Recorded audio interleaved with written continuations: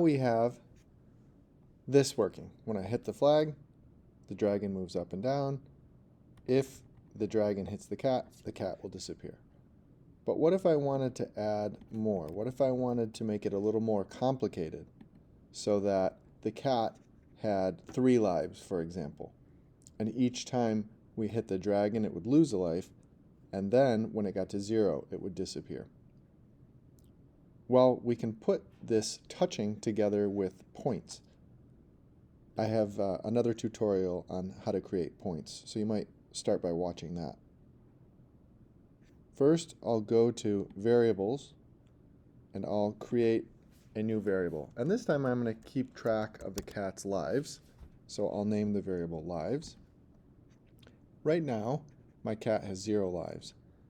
I want to begin with 3 lives. So when the flag is clicked, I'm going to set lives to 3. Right now, I wait until the dragon is touching the cat and I hide. But I don't want to hide. What I'd like to do is to lose a life. And I can do that by switching out this hide and saying change lives by -1. And why negative?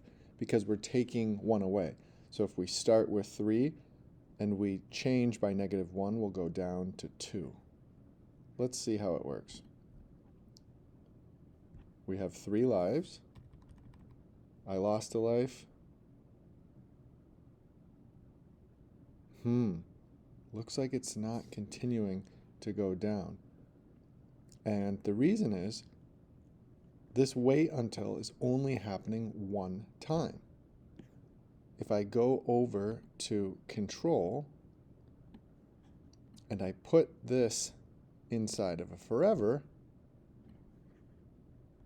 it will behave differently. Let's restart. So when I hit the flag, my lives go back to 3. Oh wow, did you see how quickly I'm losing lives? I have another type of bug here. What's going on is that the whole time that the dragon is touching the cat, it's really quickly changing the number of lives by -1. So how can I fix this bug? I can use a wait block.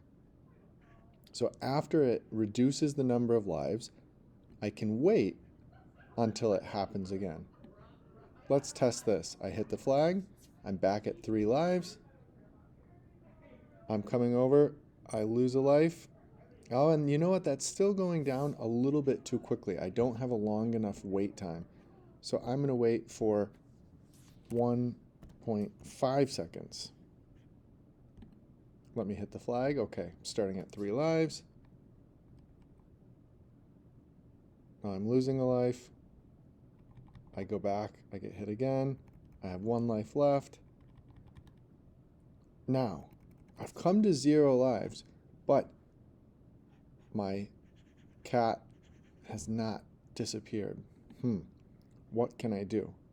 Well, I can say wait until my lives variable is equal to 0. I go to the operator section to find equals. Wait until lives is equal to 0.